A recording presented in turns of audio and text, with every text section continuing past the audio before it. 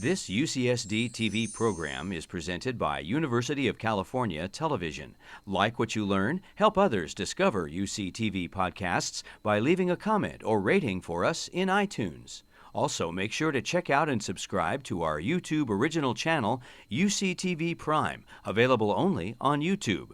This UCTV podcast is sponsored in part by Audible.com, your destination for the widest selection of digital audiobooks available, including many by guests you've seen on UCTV.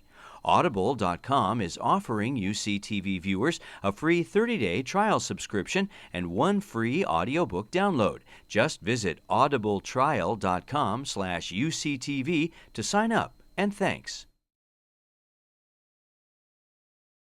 The Sam and Rose Stein Institute for Research on Aging is committed to advancing lifelong health and well-being through research, professional training, patient care, and community service. As a nonprofit organization at the University of California San Diego School of Medicine, our research and educational outreach activities are made possible by the generosity of private donors. It is our vision that successful aging will be an achievable goal for everyone. To learn more, please visit our website at aging.ucsd.edu.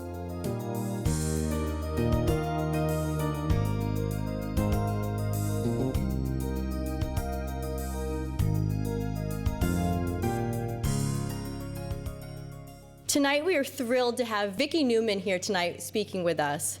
Mrs. Newman has been involved in nutrition and behavior change research at UC San Diego for more than 35 years and has always focused on wellness and disease prevention. She is currently an associate clinical professor in the Department of Family and Preventative Medicine. As the Director of Nutrition Services for the UC San Diego Cancer Prevention and Control Program, Ms. Newman manages the Healthy Eating and Living Program team of lifestyle counselors and assessors who work by phone with study participants in San Diego and around the country. We are so thrilled to have her here tonight, so please welcome Ms. Vicki Newman.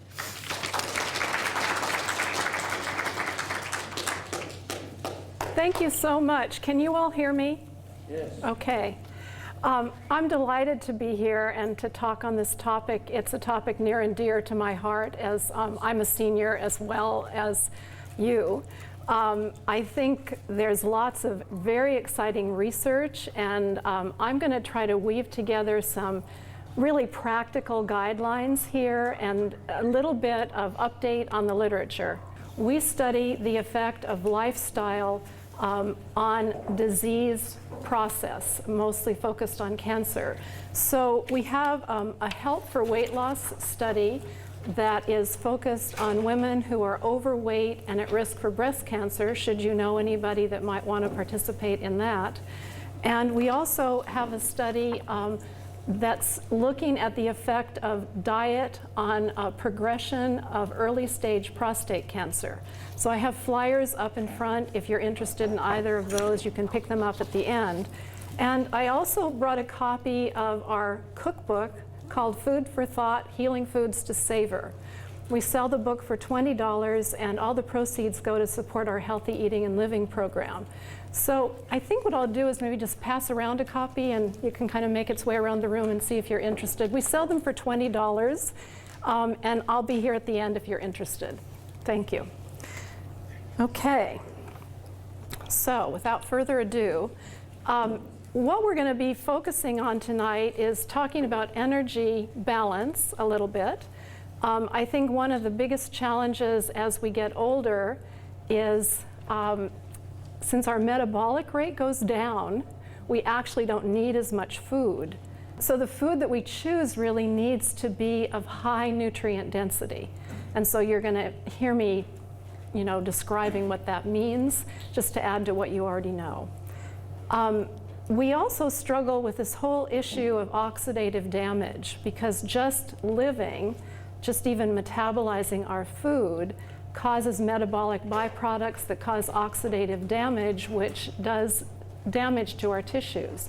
So that's where you hear a lot about the importance of antioxidant nutrients, and we're going to be talking about foods that are rich in those. I'm going to be saying something about inflammation and an anti-inflammatory diet.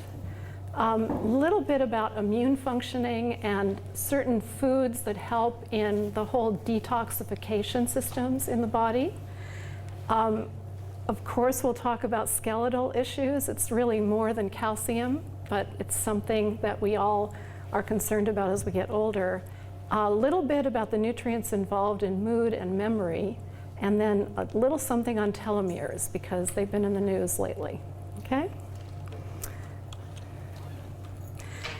So first, on energy balance, you've probably heard over the years that there's been a lot of research on lab animals and small things like worms indicating that calorie restriction improved longevity. And a recent analysis of many studies has indicated, at least in adults or in humans, that calorie restriction probably isn't that helpful in terms of longevity. And I, for one, was thrilled to read that because it's hard enough as we get older and our metabolic rate decreases. You know, we have to really keep cutting down the portions of food that we eat in order to stay at a healthy weight. And that becomes really challenging to get all the key nutrients that we need for optimal functioning. So just for example, if you were normally at about 1,800 calories and you had to restrict what this former data used to indicate would be like a 30% restriction, you would have to keep your calories under 1,300 to be at that. It's just almost impossible to get all the key nutrients that you need when you're that low. In fact, you really need 1,600 to 1,800 calories per day of pretty energy or nutrient-dense food to get all the nutrients that would really be necessary for optimal functioning. So I think one of our big challenges as we get older is holding on to lean body mass. So that's kind of where the exercise component comes in. And nature has this kind of relentless wish, it seems, to, as my son would say, wants to recycle our molecules. So we do have a tendency to lose muscle mass as we get older. And we really need to work against that by doing, you know, weight-bearing exercise. And if we keep our muscle mass optimum, then we require more calories because our metabolic rate goes up. So we get to eat more food. So, you know, that's a good incentive to exercise. So kind of along with this whole energy issue is this concept of circulation as really being key to energy. And the more energy and the more circulation we have, really the more life we have, you could say, and probably the better we feel. And for those of you that do acupuncture or go to various what we call complementary and alternative medicine practitioners, they talk about qi, or energy. And I like to think about it in terms of kind of the dance between exercise and what we eat. And both of those are important in this concept of circulation and energy. Regular exercise helps to keep the blood flowing, and it also helps in waste removal.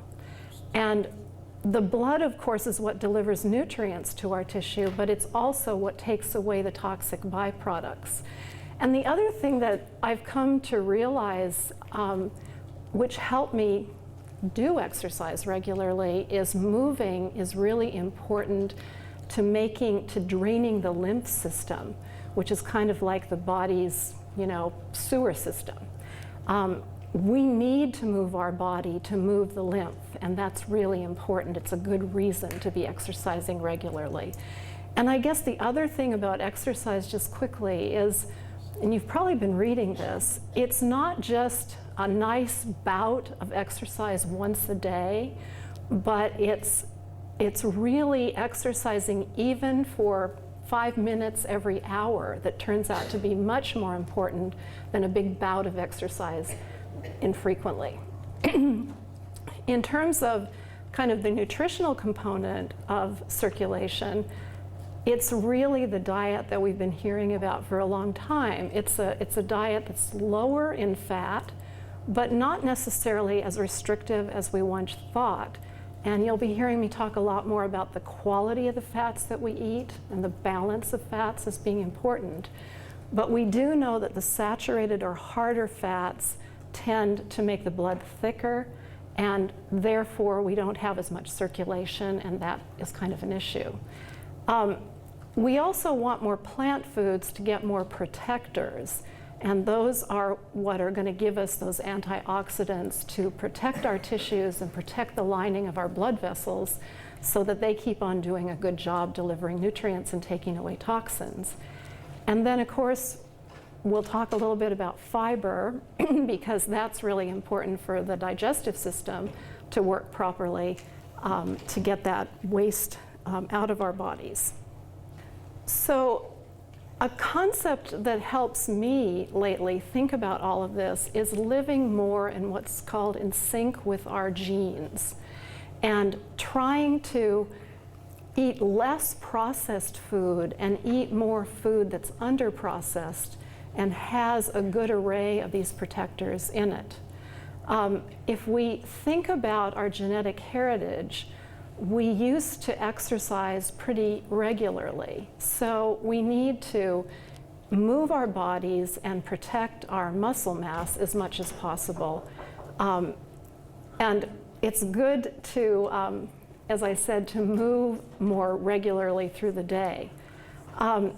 These plant foods that are the most protective are the ones that have what I call big color and strong flavor. So I'll give you some examples of those later, and you can be thinking about that. We're also going to focus on healthy fats. Carbohydrates. One of the things that I've realized as I've gotten older is I have to really be careful of carbohydrates, even whole grains. And the problem is, as we get older, we like the sweet taste of carbs, but those are the ones that we probably need to cut down as much as possible and focus instead on getting carbohydrates from vegetables and from fruits in their whole form rather than juice. Beverages are an issue, even the non-caloric beverages, and so we need to choose carefully. And another thing that's good to keep in mind in terms of being in sync with our genes is to allow ourselves to experience hunger at least 30 minutes 2 or 3 times a day, rather than just constantly be eating, you know, to kind of let everything rest. Okay? So there's a really great book that you might want to read called Supernormal Stimuli, or How Primal Urges Overran Their Evolutionary Purpose. It's by Deidre Barrett. And it is a very helpful book in helping us to understand how the current food environment is very not helpful in terms of guiding us to the right choices. And a lot of the processed foods that are so prevalent today actually act almost like addictive drugs. And there's some very interesting work. I cited one of the ones that I just actually saw this afternoon. But even the non-caloric beverages, actually when we take those feeling like we're doing a good thing because it helps with weight control, those have actually now been shown to increase our wishing or searching for more sweet foods. So for a long time, I've kind of wondered why people keep using non-caloric sweeteners, because they've never been shown to actually prevent weight gain, but somehow we still think somehow they're going to. And now they've actually shown that they may actually be leading us to eat more, which is worrisome. The high fructose corn syrup sweeteners are also an issue. and they're found just all through processed food. And you may have read something about this, but it's good to realize that the increase in these high fructose corn syrup sweeteners have really tracked along very clearly with rising obesity rates. And part of the reason for that may be that when we get more fructose that's not in something like a piece of fruit that has fiber, that fructose doesn't tell our body that we've gotten energy. There's a delay. And so we keep on wanting to eat. So it's a good reason to try to really reduce processed foods, and especially processed foods that have been made with these high fructose corn syrup sweeteners.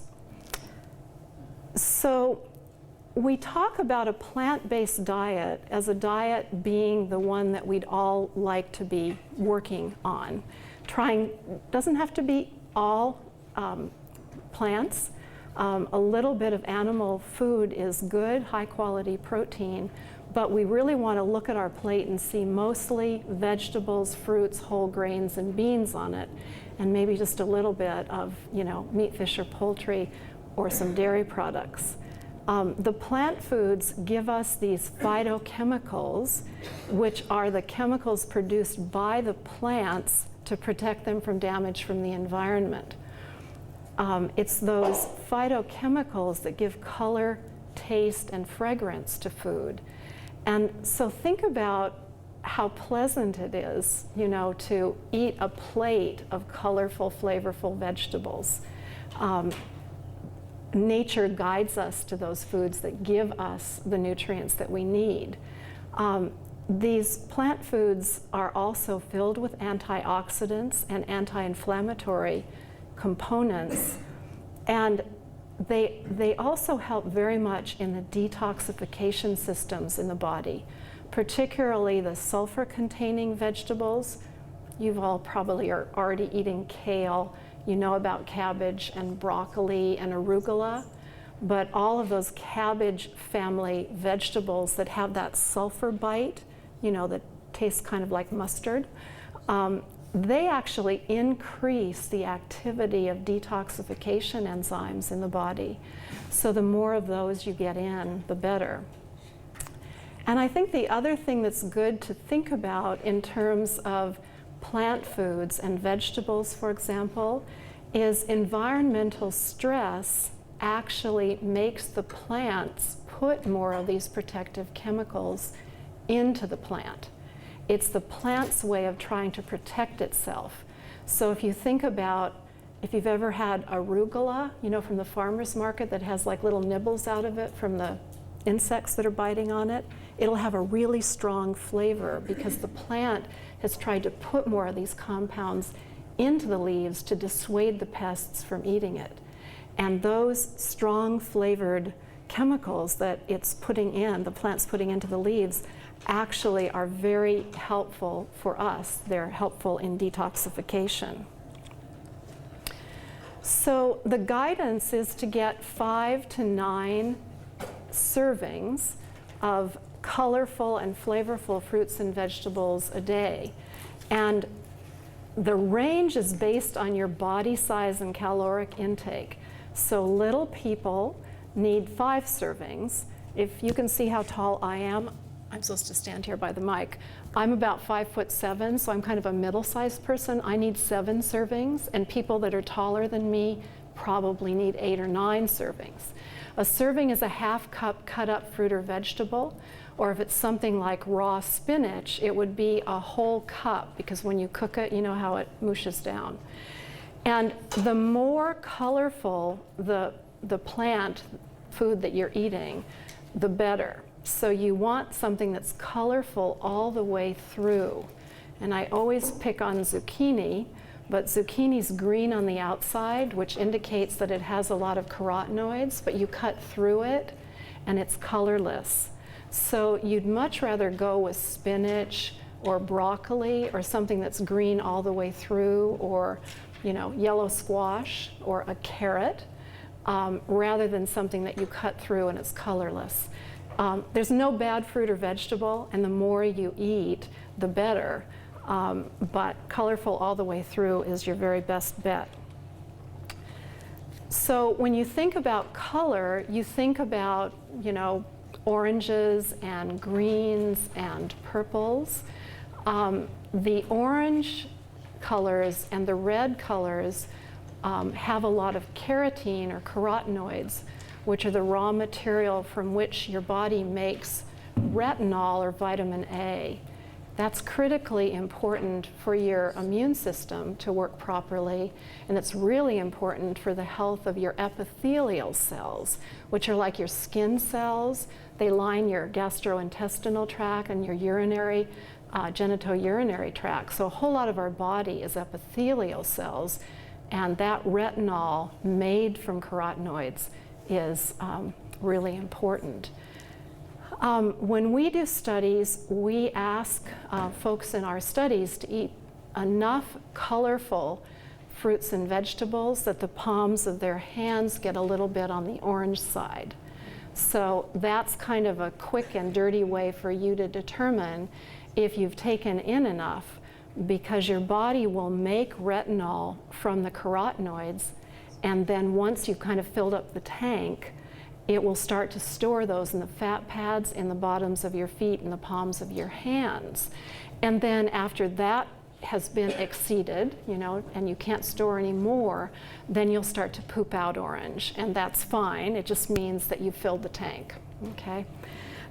So colorful is good. This is a whole list of cruciferous vegetables. So arugula, broccoli, Brussels sprouts, cabbage, all really wonderful sources of these sulfur-containing compounds that help in detoxification. And please note at the bottom rutabagas and turnips, because it's winter. And these winter root vegetables, we've sort of forgotten about rutabagas and turnips, but we need to kind of rediscover them and start putting them into our soups and stews. It'll add a nice richness, and it also adds these protective compounds that are really good for us. You'll notice that the slide says best to eat raw or lightly cooked. This is especially true for things like broccoli. When we overcook, think about cabbage. If you overcook it and you smell all that sulfur in your house, so that's indicating that it's not going into your body to do you good. So undercooking is a good thing. Okay, and then citrus fruit, it's really nice if you could actually eat the orange as opposed to always trying to get your vitamin C from orange juice. Because when you eat the orange, you're getting a whole lot of other nutrients besides vitamin C that are very protective and important, including some wonderful types of what we call gelling fibers that are very helpful. So this was just one study that was recently published, and interesting, it came from the Nurses' Health Study, and they actually evaluated 74,000 women, tracked them for 12 years, and one of the things that they noted was that they came in at an average of 5 servings of fruits and vegetables per day. Those that increased their fruit and vegetable intake went up to the higher part of that range, up to 9 servings a day, actually had benefit in terms of weight gain. There was much less obesity. And those that cut their fruits and vegetables, which would be kind of a normal thing that people often do when they get older and move less, there was actually more obesity. So there was benefit to the fruit and vegetable intake.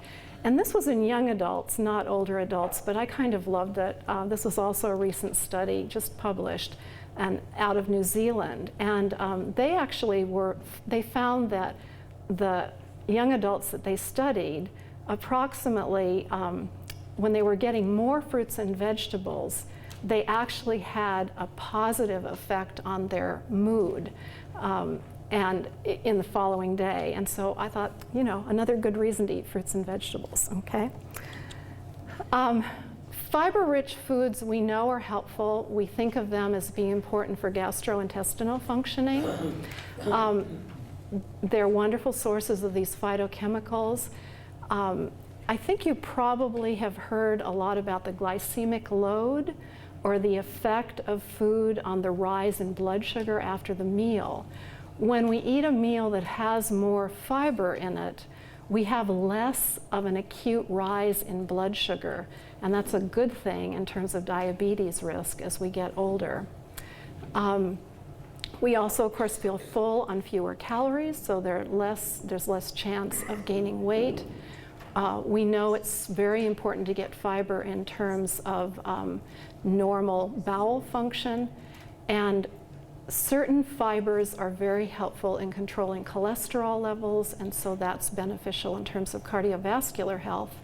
And I guess the newest thing with fiber that we've come to appreciate recently, have you heard this term gut biome? You know, this new appreciation for this kind of wonderful set of bacteria and other things in our gastrointestinal tract. And it turns out that the soluble type fibers that we eat are actually food for some of these, you could call them probiotic or the healthy bacteria in our gut.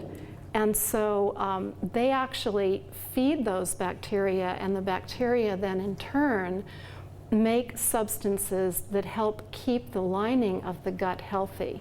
So, you know, we think of fiber as just kind of like a brush that goes through and comes out the other end, but there's certain types of fiber that actually feed those gut bacteria and keep our gut healthier and happier. And one of the things that we've come to appreciate is the important role that a healthy gut plays in immune functioning. When we have dysfunction in our gut, we actually have compromise in terms of immune functioning.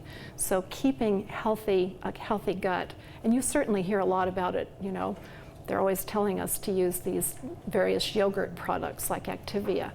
But the truth is that if you get soluble fiber on a regular basis, you're also feeding those healthy bacteria and keeping a better balance in your gut that helps to keep your gut happy.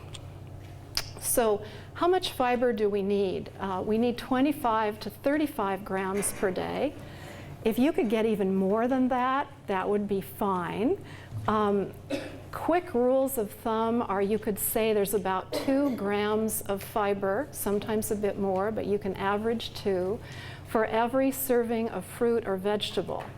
So if you're a 5-a-day fruit and vegetable person, you're going to get 10 grams of fiber from getting your fruits and vegetables in. If you're a 9-a-day, you're going to get 18, you know, so the more the merrier. Whole grains are going to give you 3 grams on average per serving. And a serving of whole grain would be a slice of 100% whole wheat bread, or a half a cup of cooked grain like oatmeal. Do any of you ever cook wheat berries? Yeah, good. If you haven't, try that sometime. That's the wheat berry or grain that's, you know, unchanged, and you cook it up like you would brown rice. It's a wonderful source of fiber. It makes a really nice pilaf. You can put celery and onion and some other vegetables in, and maybe toast up some seeds like sunflower seeds or pumpkin seeds and make yourself a kind of vegetarian pilaf.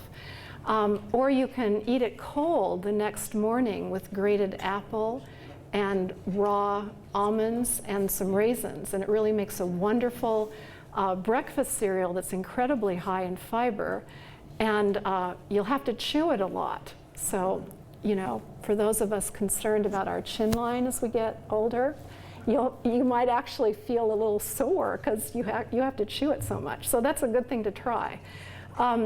Cooked beans, peas, beans, or lentils, give you about 6 grams of fiber in every half cup cooked.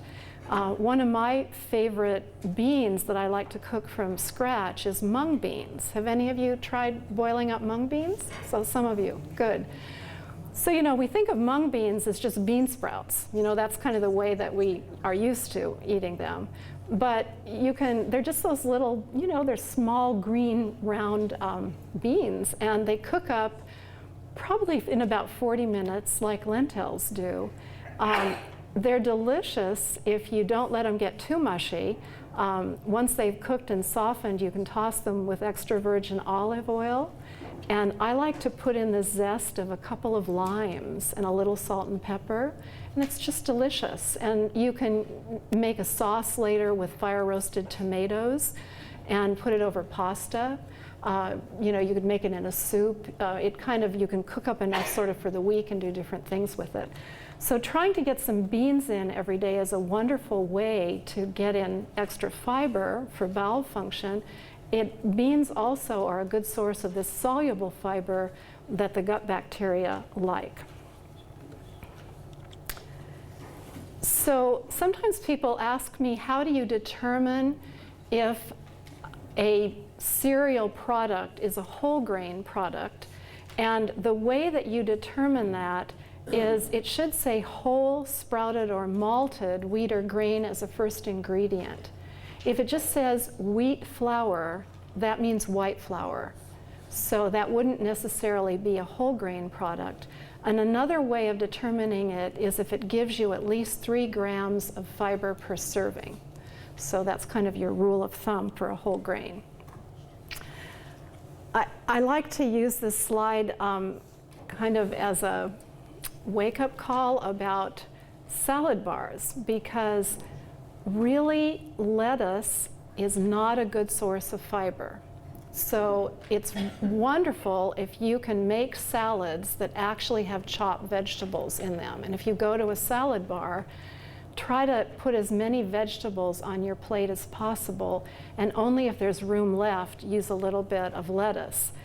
So it's interesting to realize that a half a cup of kidney beans, like you'd get on a salad bar, has the fiber equivalent of about 8 cups of lettuce. And you know, like none of us are going to eat 8 cups.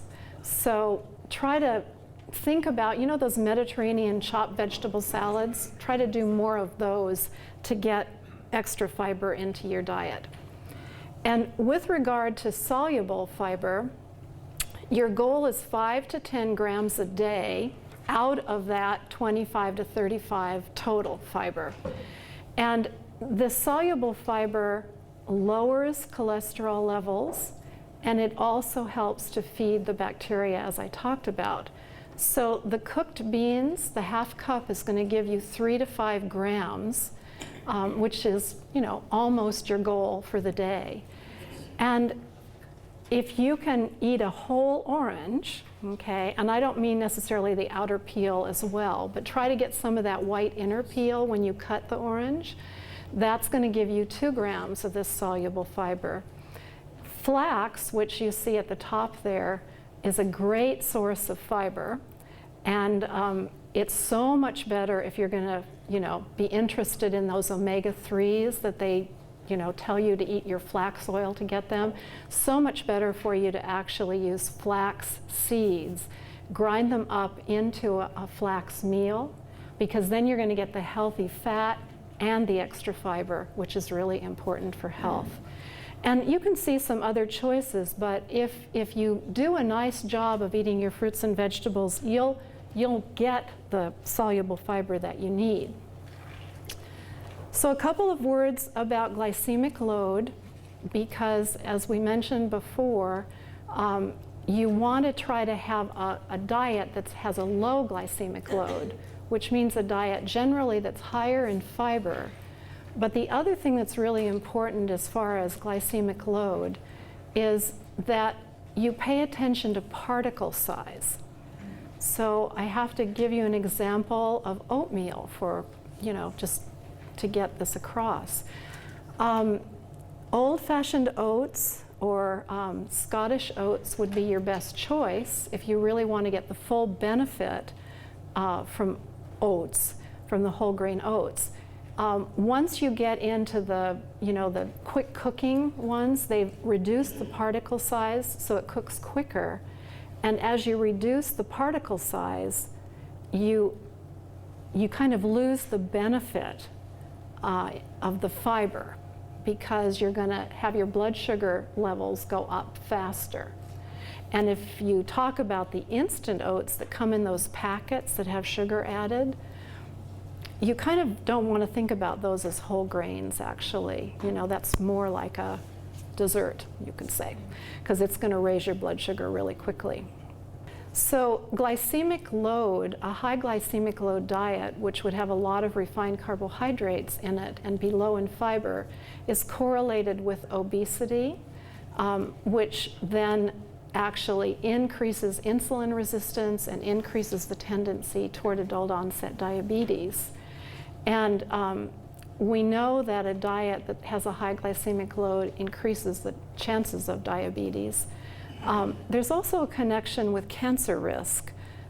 As your insulin resistance goes up, your insulin levels and insulin-like growth factor go up, and that can actually drive the growth of cancer cells. So, you know, we think of glycemic load as it relates to diabetes, but we probably also want to be thinking of it as not a great thing in terms of cancer risk. And then the higher the glycemic load, the more problems we tend to have with blood lipid levels. There tends to be a relationship with higher triglyceride levels and higher LDL cholesterol, which are both correlated with cardiovascular risk. So if you want to have a diet that has a lower glycemic load, then you go with non-starchy vegetables, okay? So that's pretty much all vegetables except for things like potatoes. Fruits are fine. They actually have a low glycemic load. And that's because when you eat fruit, you're getting the fiber that comes with it. Whereas when you take fruit juice, you've lost the fiber. All grains, even whole grains, are considered more high glycemic load. So if you're really concerned about blood sugar control, you need to be really watching grains of all kinds, and certainly the more refined ones are a problem.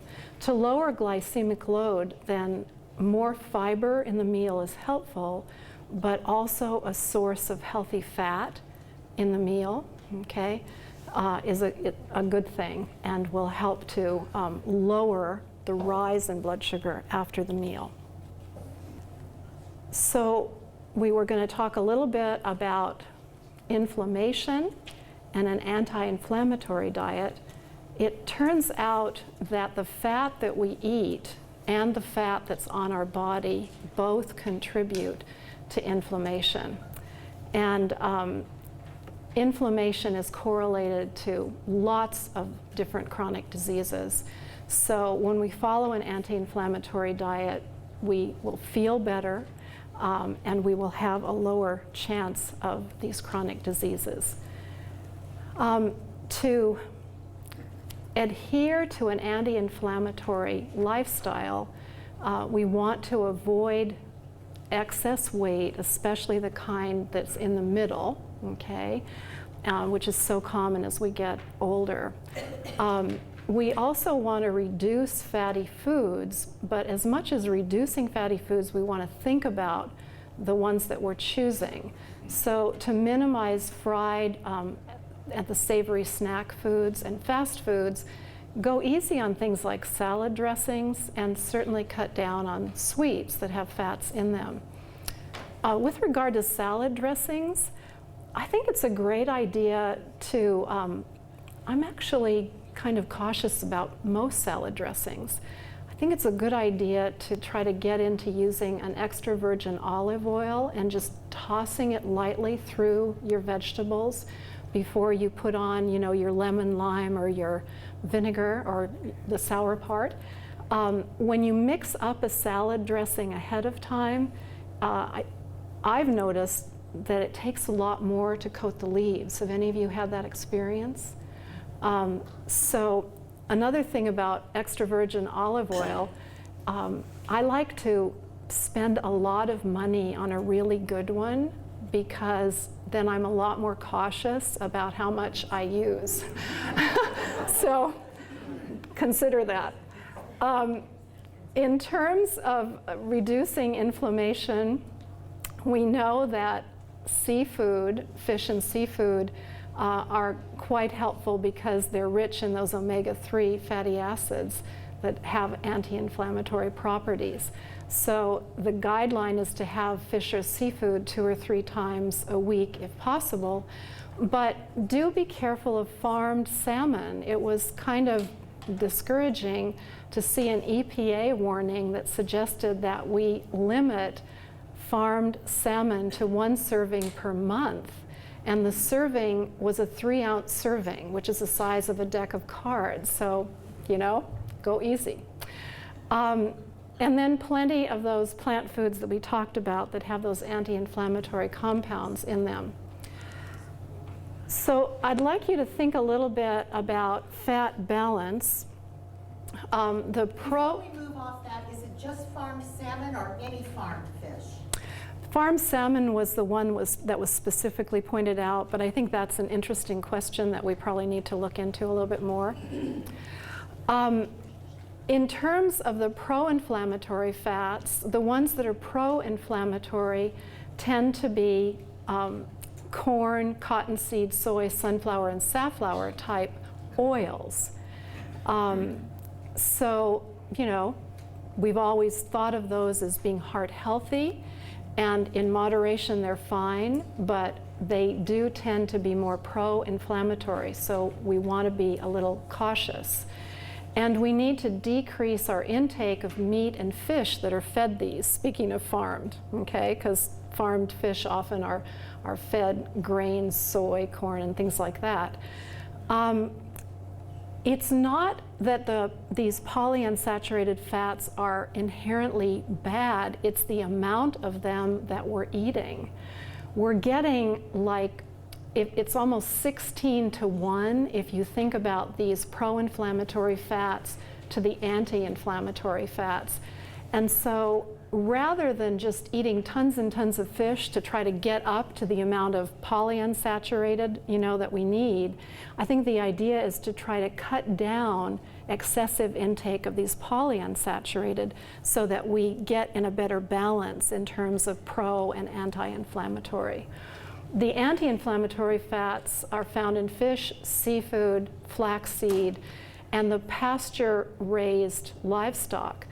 So you hear a lot about grass-fed cattle, for example, as being a better source of these healthier fats. It's good to realize that all cattle is grass-fed in general until it's taken into the feedlot and fed corn and soy, which then changes the carcass fat to a more pro-inflammatory carcass fat. So what we're seeing is now entering the marketplace are more what they're calling grass-finished cattle, which means they're fed grass until they're killed. And really, up until about 100 years ago, that's the way that beef was. So we have really changed the fat that's in the meat that we eat, which then becomes us. So we need to shift this back in a healthier balance. Here's some general guidelines on fats.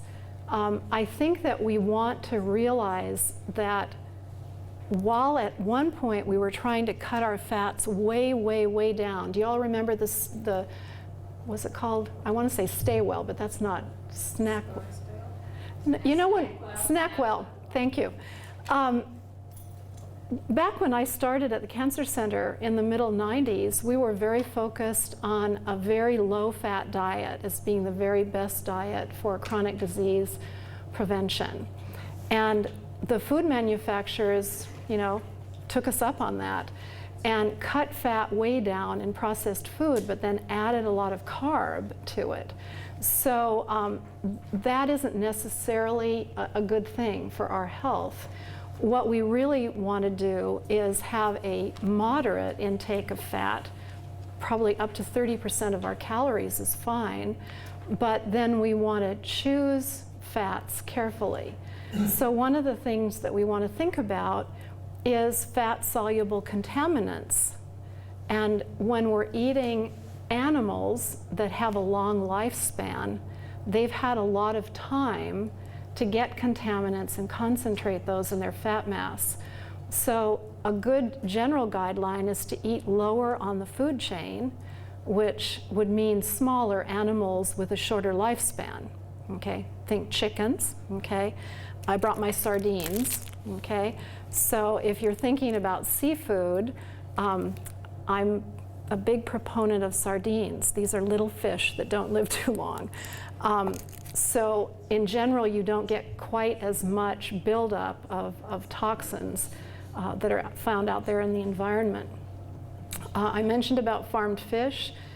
When you can afford organic, that is a way of reducing your exposure to fat-soluble contaminants.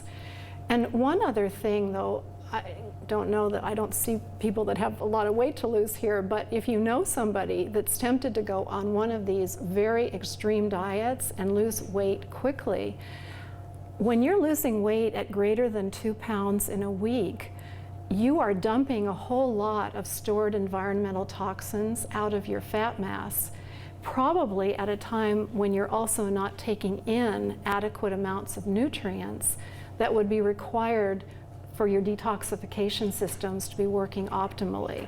So rapid weight loss is generally not a good plan from that standpoint. Saturated fats and hydrogenated fats, or fats that are hard at room temperature, we really need to moderate our intake of those as much as possible. So limiting or avoiding full-fat dairy and red meats is still a good plan, and avoiding processed foods that are made with those. And then rancid fats are another thing that just add oxidative stress to our body. So aged cheeses, aged meats, and deli meats, it's good to really cut those back as much as you can. The healthy fats are the ones listed here. So the healthiest fat is actually fats that's found in a whole food. So that's where nuts and seeds come in, avocado, even eating, olives, even better than olive oil, for example.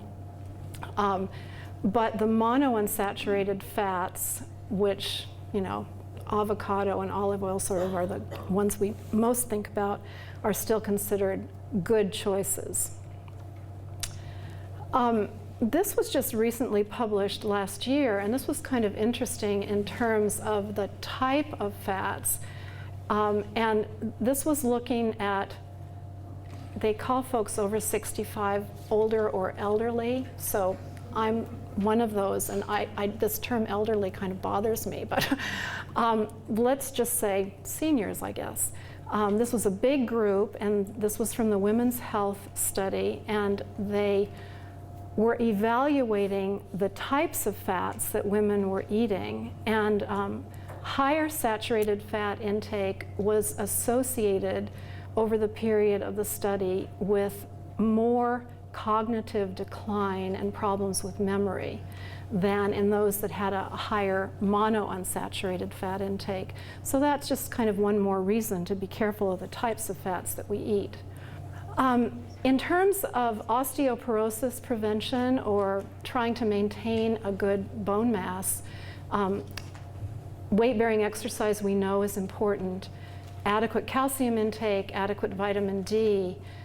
We actually need to get enough protein because we kind of forget that our bones really are made of protein matrix in which, minerals are placed. And it turns out that potassium is another important mineral in terms of bone health. And the things we need to be careful of are excess caffeine. You've probably read that a little caffeine is actually good for our memories, but we don't want to have more than 300 milligrams per day, which if you do kind of light coffee, that would be like 3 cups. If you do kind of the stronger espresso type, less than that. Being too thin is not a good thing in terms of osteoporosis. Cigarette smoking, we know, puts us at risk, and certainly excess sodium or salt, which makes us lose more calcium through the kidneys. So this is a little hard to read, but we need to get 1,200 milligrams of calcium in per day. I'd like you to see where you get it from food, because there's a tendency, I think, for people to kind of forget what they're getting from food, especially if they're not, doing milk products on a regular basis, and thinking that they need to supplement all of that on a regular basis. So if you're doing milk products, it's pretty easy to get there, but you might need to still supplement a little bit. A couple of things that you might notice here. I mean, cheddar cheese wouldn't be the greatest choice because it's high in saturated fat. Probably a good choice would be a 1 or 2% or non-fat milk, which is going to give you 300 milligrams per cup. And if you think about, say you had cereal and a little milk in your coffee in the morning, and maybe a yogurt during the day, you might get 600 just from milk products. And then you could think, okay, are there other things I could eat to sort of fill in around that? And maybe you don't quite get to 1,200, but if you're routinely not getting to 1,200, then you do a little bit of calcium supplementation. But don't feel like you need to go out and use the whole 1,200 as a supplement. Did you notice sardines there in the middle? 140 milligrams in this can. Okay, but you've got to eat the bones. And the same with salmon or mackerel. Now they have the canned salmon without the bones, but it's the bones that are going to give you the calcium, so you want to chew on those bones. Tofu that's made with calcium salts is also a good source of calcium. But there are many types of tofu on the market that are not made with calcium salts, so you do want to read your nutrition label and make sure that you're getting the type that actually has calcium in it. And then your leafy greens like kale are going to give you some calcium also, but you just need bigger portions. But that, that adds in a little bit. And I don't know if you like corn tortillas, but corn tortillas that are actually made in the traditional way with lime, if you had 5 corn tortillas made with lime through the day, you'd get as much calcium as a cup of milk. So, we don't think of corn tortillas as being a source of calcium, but actually they are. So, say you're using a non-milk beverage, like a soy milk or a rice milk or something else. You really want to look at your nutrition facts label. And just keep in mind that the daily value for calcium with regard to a label is 1,000 milligrams. So if it says 30% daily value, per serving for calcium, it's easy to do the math. 30% of 1,000 is 300 milligrams. Some of the others are a little more challenging. But there are plenty of soy milks that I've seen, like at Trader Joe's, that are not calcium fortified. So, you need to make sure that if you're not using dairy milk and you're using some kind of substitute, and you need or you want to get calcium from that substitute, read your label and make sure that it has calcium in it. Now, a couple of things about calcium supplements that I just think are good to realize. The common form of calcium supplement is calcium carbonate. And calcium carbonate, as in Tums, lowers stomach acidity. So if you're using a lot of calcium carbonate and not getting calcium from food, you could be affecting stomach acidity, which then affects how well the enzymes in your stomach are able to digest food.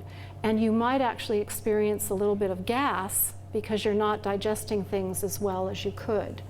So I'm not a big fan of calcium carbonate. If I'm going to supplement, I tend to recommend calcium citrate as a form of calcium that's closer to what's often found in food.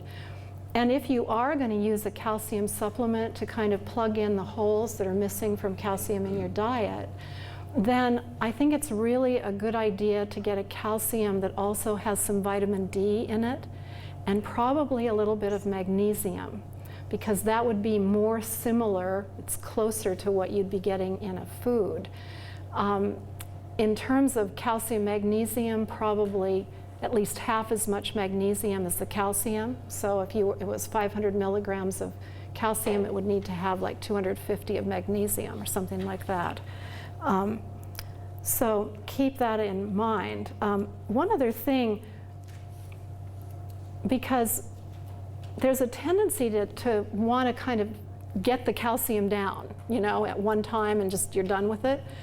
But you actually absorb it better with small amounts over time. So try not to take more than 500 milligrams at a time, if possible. There's a lot of interaction with different drugs. So again, using a little bit of calcium to make sure we get that 1,200 milligrams a day is a good idea, but realize that you don't want to be using more calcium than you need, and some of the drugs that you take may also be impacted. And one other thing that recently has come to our attention is that taking a big bolus of calcium at one time may not be a good idea in terms of cardiovascular risk. So this may not turn out to be a real worry, but there's been a few articles recently that lead us to at least be cautious.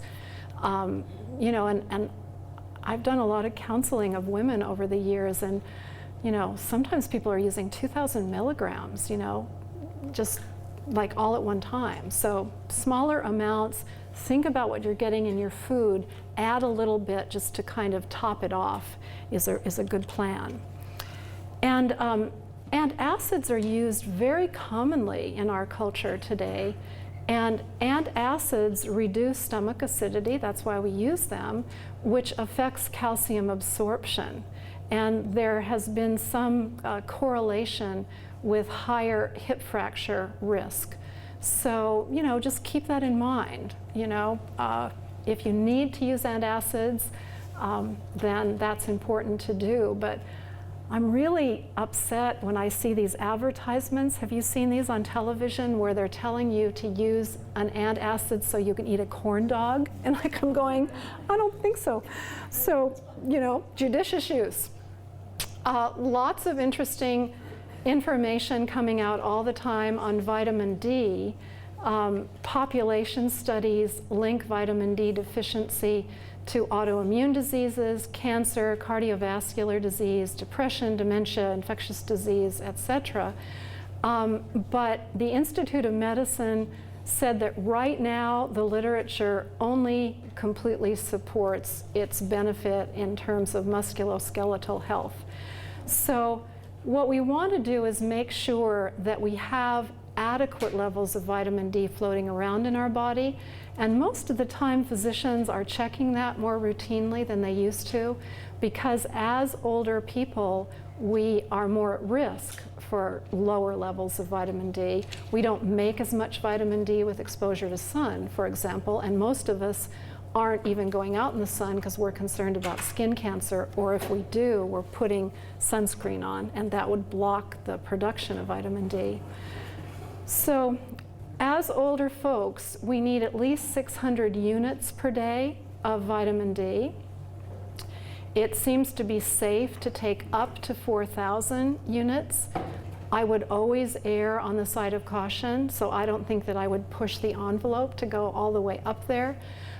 Probably, you know, 1,000 or 2,000 is okay, but, you know, remember that 600 is what we are recommended to be taking on a daily basis. And the D3 is a more biologically active form, and there are more supplements that come in that form than there used to be. This issue, again, about high doses, which they have done sometimes if blood levels are very low, they'll give you like a bolus dose to try to get it up. But that actually was shown to increase fracture risk in older women in a recent couple of studies. So again, it seems better to be using lower doses. If your levels are low, you're under a doctor's care anyway, and you'll be given, you know, a recommended amount to be taking, and then you'll be rechecked. But do pay attention to your vitamin D levels. It's important for calcium absorption and magnesium absorption. Calcium we think of for bone health, but magnesium is another one that's incredibly important for nerve transmission and muscle contraction. So if we're low in D, we're not absorbing either one of those two nutrients well. This whole issue of our Western style diet and its impact over time on acid-base balance is something that we need to be thinking about, because the way that we're eating today, a high animal protein diet that's high in grains, tends to have a more kind of acidifying potential. And this acid-producing diet is associated with more osteoporosis, with high blood pressure, kidney stones, and problems with kidney function over time. If you think about eating a lot of grains and animal foods, and especially think about how your diet may have changed over time. I think as we get older, we may not want to cook as much. Sometimes if you're hungry at night, you might just sit down and have some cereal rather than do a dinner that has vegetables, for example. So we're displacing vegetables with grain, and that has a more acidifying potential in our body. And animal foods are also, they have a more acidifying potential as well. In terms of protein, we need to get an adequate amount. We just don't want to get too much. So I think this is in your handout so that you can check for yourself to see how much you need. But if you're an active adult, you need 0.4 to 0.6 grams per pound of body weight. So you can kind of pick your weight there and find the range that's right for you. I usually just summarize that by saying somewhere between like 55 and 100 grams is probably the right range to be in. If you're a smaller person, lower side of that. If you're a bigger person, higher. If you're somebody who's working out at the gym and building muscles, you would need more. But for most of us, getting somewhere between 55 and 100 is probably what we're after. And that's important to get enough to keep, ourselves healthy. I mean, protein is important for building and repair, immune function, and even for our skeletal system. This, and I think this is in your handout also, how do you get that 50 or 100? Every ounce of cooked meat, fish, or poultry gives you 7 grams. So I just look at like my index finger, okay? If that was like a little slice of chicken, like a chicken finger or something, or chicken tender, that would be 1 ounce. So that's 7 grams there. And if I did 3 fingers, or a deck of cards, that would be 3 times 7 or 21. So if you have a couple of ounces at your lunchtime and maybe 3 ounces at dinner, you're going to get more than enough protein. You also get protein from things like pumpkin seeds and sunflower seeds. Milk, yogurt, cheese would give you protein. You certainly get a little bit in grain. And I think what people forget is that they get protein even in vegetables. So there's a couple of grams of protein in every half a cup. And we forget about that. Now, if you just ate vegetables, the protein quality is not great, but we hardly ever just eat vegetables all by themselves. We tend to, mix it in with some other things. And as long as we get the complementary protein within about 3 to 5 hours, we're fine. So, again, moderation and variety is a good general guideline in terms of protein adequacy. This is an important slide that I'd like you to look at because the alkaline minerals are really important: calcium, magnesium, and potassium. And I think we're pretty comfortable now that we know where calcium comes from. Magnesium is a really important nutrient that we often are not getting enough of, and it's found in dark greens, in legumes, whole grains, nuts and seeds, and milk products. And then potassium comes in fruits and vegetables and in other foods as well, but fruits and vegetables are particularly rich. And we need vitamin D to absorb both calcium and magnesium. I don't know if you heard the news I think it was a few months ago at this point, but there was this really interesting study that they did where they gave folks a pretty high dose of potassium citrate. And they found that actually it was beneficial in terms of improving bone density, bone structure, and fracture risk in healthy elderly folks, seniors over the age of 65. The recommended potassium intake is 4,700 milligrams per day. And believe me, you need to eat a lot of plant foods to get there, okay? A half a cup of fruit or vegetable is going to give you about 160 milligrams. A half cup of potato, preferably a sweet potato, so you get more carotenoids, is going to give you 425. And a half cup of cooked beans and legumes, about 310.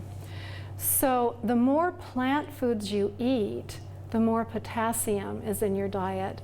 And that's good for bone health, but it's also pretty important for things like blood pressure control.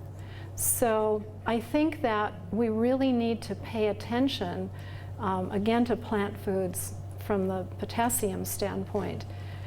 And when we eat plant foods and don't just depend on potassium supplements, then we're going to also be displacing things like too much grain, or other sweet or processed foods, which probably would have less potassium and more sodium, okay? So it's kind of too much information, right? Okay, I think we're just about ready for questions. Food and mood. This is just kind of want you to think about this a little bit. The nutrients that are very important in keeping our neurological systems optimally functioning include the B vitamins. And deficiency symptoms of B vitamins include irritability, quarrelsomeness, depression, vague fears, emotional instability, decreased ability to cope with life's problems, confusion, and forgetfulness. So, not to say that that's the key or the only thing, but if you notice any of those symptoms, just think about, have you been getting foods that are good sources of B vitamins, which include the leafy green vegetables, legumes, your mung beans, peas, beans, or lentils, whole grains, nuts and seeds, meat, fish, and poultry, and milk products. All good sources. And do any of you ever take brewer's yeast or nutritional yeast, like in a smoothie? No? Well, if you've never tried it, go to Sprouts, and in the bins, they have flake nutritional yeast. It's kind of like a bright yellow color. It's a wonderful source of protein and B vitamins, and you can stir a little bit, into a smoothie. You can put a little bit into a juice and get some extra B vitamins, and it really helps to nourish your nerves, and it's quite beneficial. B12 deficiency is something that we need to be on the lookout for. As we get older, we don't absorb B12 as well because the acidity in our stomach decreases. And there are some people that genetically actually lose intrinsic factor as they get older. And so we just need to be aware that this can happen. Deficiency symptoms include tiredness and weakness, forgetfulness and depression. I don't mean to just say it can only be from B12, but it's one of the things to think about. There are folks, I actually had a really good friend, a very healthy looking woman who went to her doctor for a couple of years saying that she had numbness and tingling in her hands and feet. And this was around menopause time, and no one took blood, and everyone said it was probably just menopausal symptoms. And finally 2 years later they took blood and found out that she was B12 deficient. And she had a familial tendency to it, So you just need to, be aware that this can be a cause of some of these symptoms. Folks that are more at risk for B12 deficiency include people that do not eat any animal products, people that use too much alcohol, and then folks that don't absorb adequately, which it can include people that chronically use antacids, folks that have celiac disease, if you're overcooking meats, which we tend to do today because we're worried about pathogens, folks with colitis or a short bowel syndrome. So it's just something to think about. And as promised, telomeres, okay, because you've been reading about those. So telomeres are the protective caps at the end of chromosomes, and each time a cell divides, the telomeres shrink. And it seems like our cells kind of have a lifespan, and when the telomeres get too short, that cell dies. So it turns out that psychological stress resilience, healthy lifestyle, and social connections are all really important to keeping healthy telomeres. And in terms of lifestyle, the things that are coming up in the literature that are helpful include physical activity, which includes aerobic activity, weight bearing, and then holding on to lean body mass. Because again, that's what tends to go as we get older if we're not vigilant about it. Having a normal body composition is helpful, so not getting too overweight and not getting too round around the middle. And then the dietary things that are helpful include a lot of the things we talked about: plant foods, fiber, adequate vitamins, the omega-3 fats, DHA and EPA, and lower intake of processed meats, and also lower intake of the polyunsaturated fatty acids. I kind of love this next bullet point though. People that were preoccupied with trying to eat less, which are called high restraint folks, have higher cortisol, stress hormones, and shorter telomeres. So even though I've told you all kinds of things about the best diet to follow, don't get too stressed out about it, because that can, you'll lose the benefit. So the bottom line is eat food, and these come from Michael Pollan, these first three. I love that guy. Read all his books. He says eat food, not edible food-like products, not too much, and mostly plants. Great advice. Drink plenty of water. Look at, this is still how much I have. It was filled up. I haven't even had my 4 cups yet today, so I have a long way to go.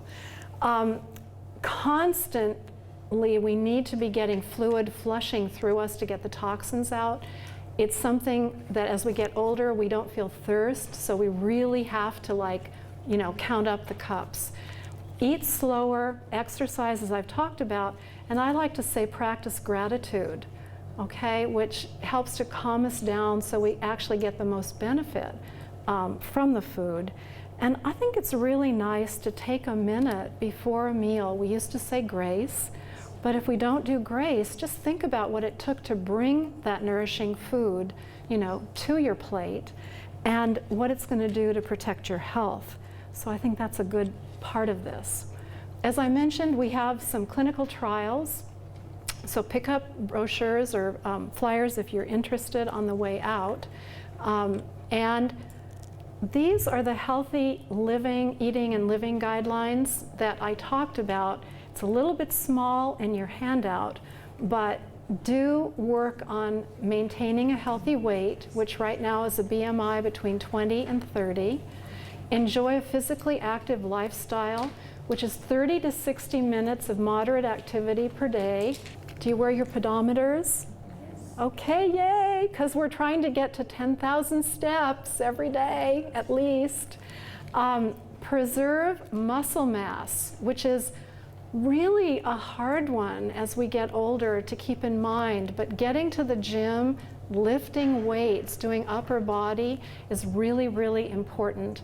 Getting plenty of these plant foods with big color and strong flavor, focusing on healthy fats, as we talked about, choosing carbohydrates carefully and trying to stay away from the processed types, and then selecting beverages carefully.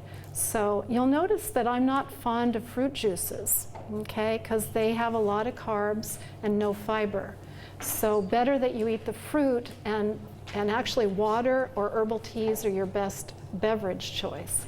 So I'm going to end it there, and thank you so much for listening, and I'll take questions.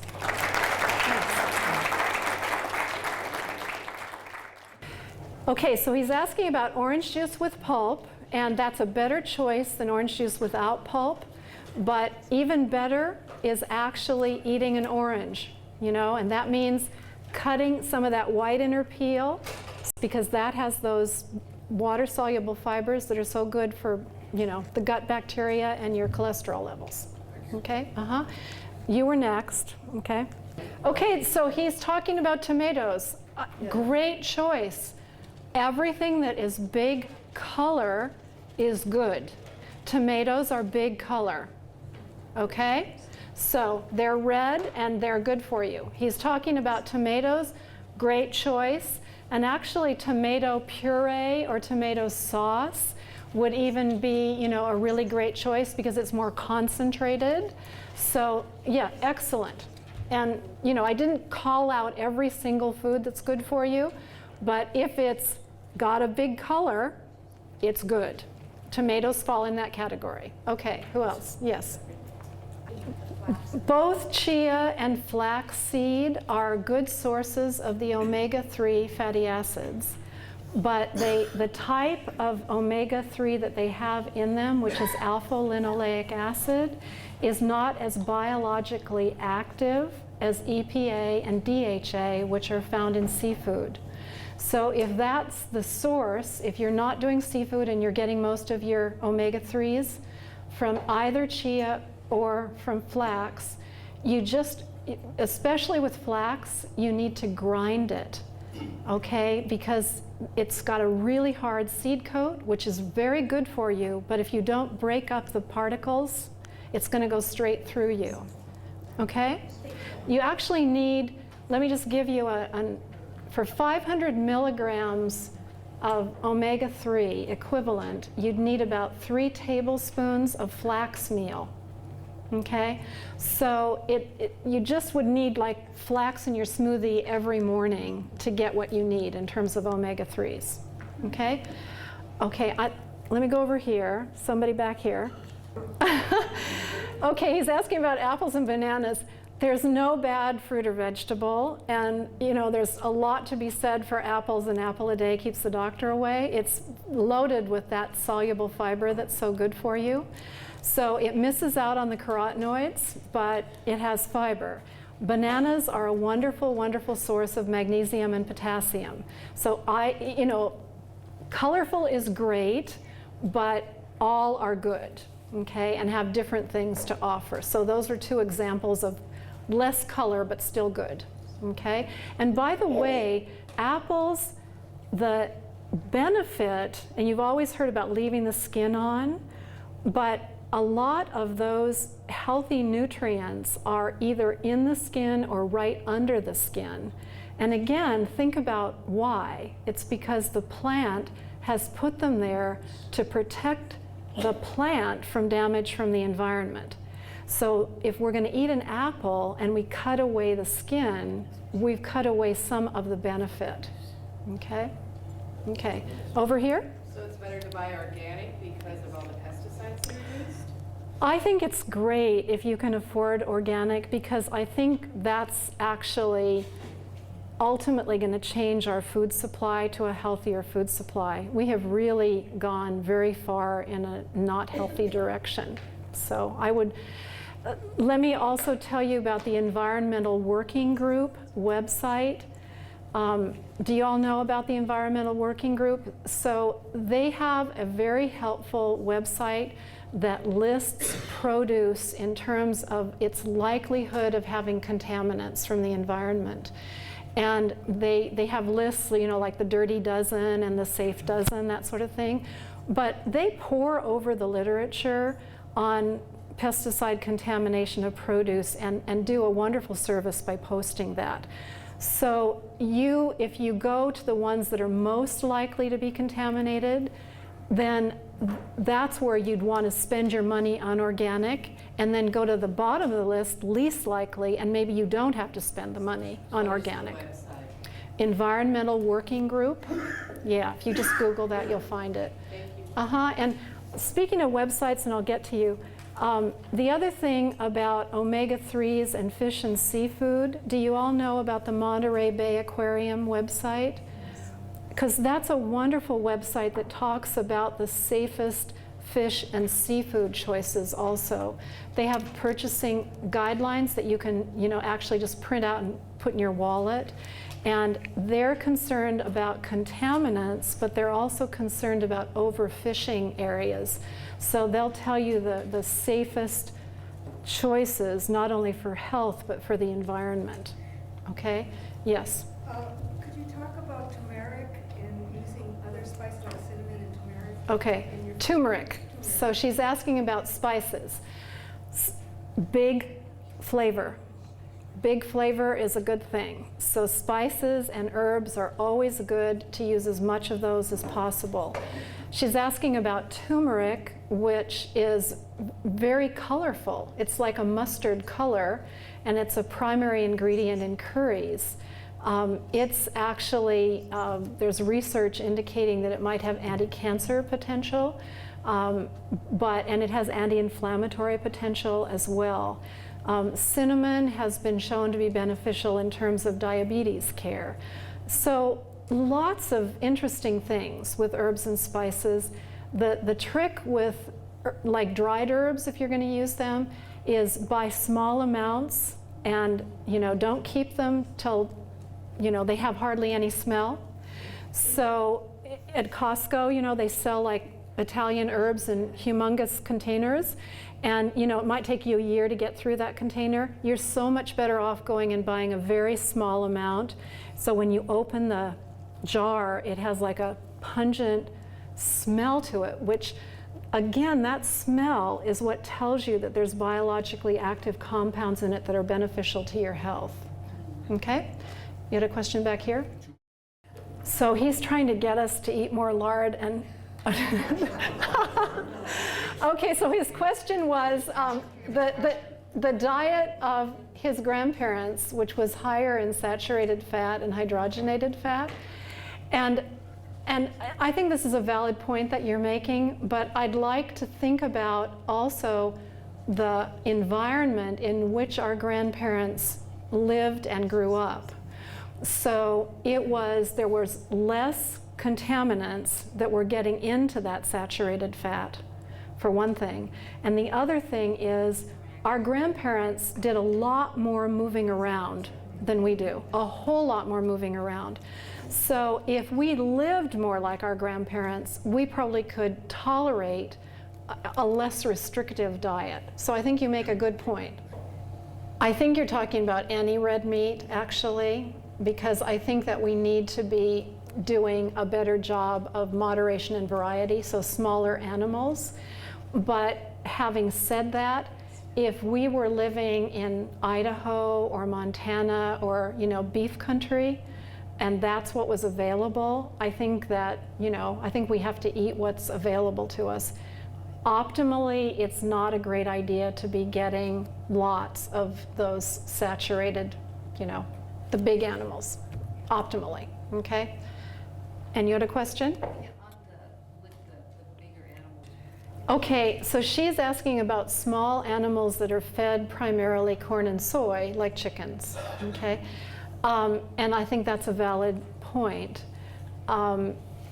If we can, and we, chickens don't run around like they used to.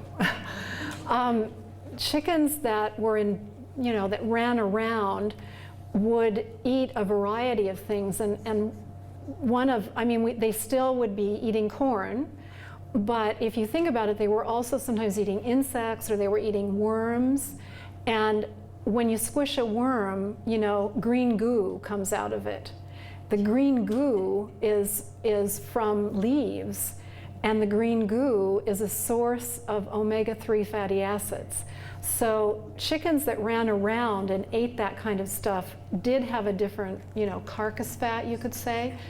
All of what I'm telling you is kind of, we're moving in a direction. We're trying to make choices that are a little bit better for our health given what our food supply is.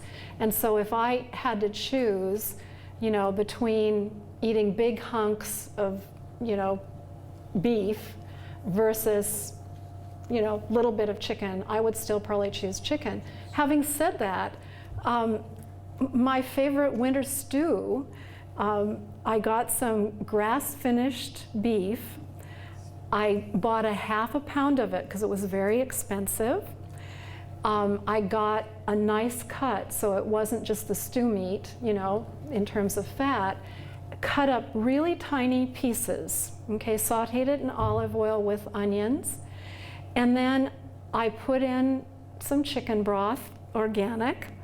I threw in an entire bag of baby carrots, your tomatoes, okay, fire roasted tomatoes with peppers.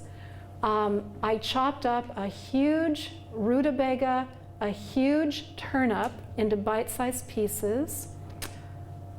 What else have I? Oh, and I put a can of beans in it, the white kidney beans or pinto beans or something. And I just let it cook for a couple of hours, till it was this nice kind of winter stew. And right before I served it, I emptied a bag of baby spinach and let it wilt over the top. Oh, and I also put a sweet potato in it. So do you see what I mean by a little bit of meat is fine? That served 4 people.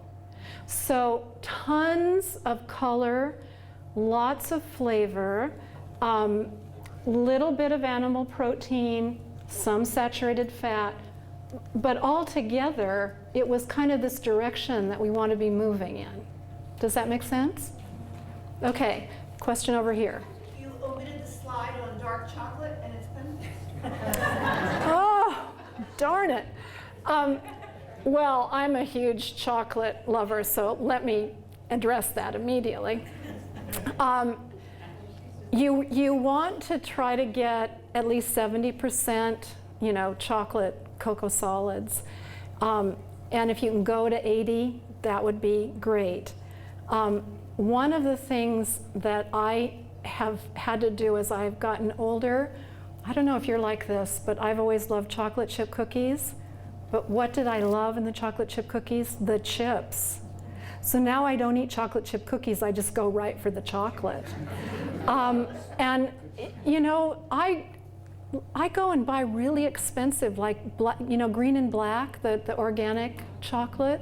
It's really expensive, and so it's organic, and I just love a couple of squares of it, and I savor it. And part of what we teach in healthy living is the 80-20 rule, so okay, well that's really an important rule. So 80% of the time you're good, and the other 20% you can blow it, but blow it with quality stuff, okay? So that's really, and the other thing, a general rule is, if it gives you a great deal of joy, that is good, for longevity. So, make your chocolate count. Chocolate is a wonderful source of flavonoids, which are protective, they're anti-inflammatory, they're antioxidant. It has magnesium in it, which is good, I can say I'm gonna eat my chocolate so I don't get leg cramps, like, oh well. So yeah, chocolate is a very good choice. And again, I would say, if chocolate is what you like, eat the chocolate and not all the stuff around it, because most of us can't afford all those extra calories of the cookie part, or the cake part. Okay, I'm going to end it now, and if you want a book, come on up.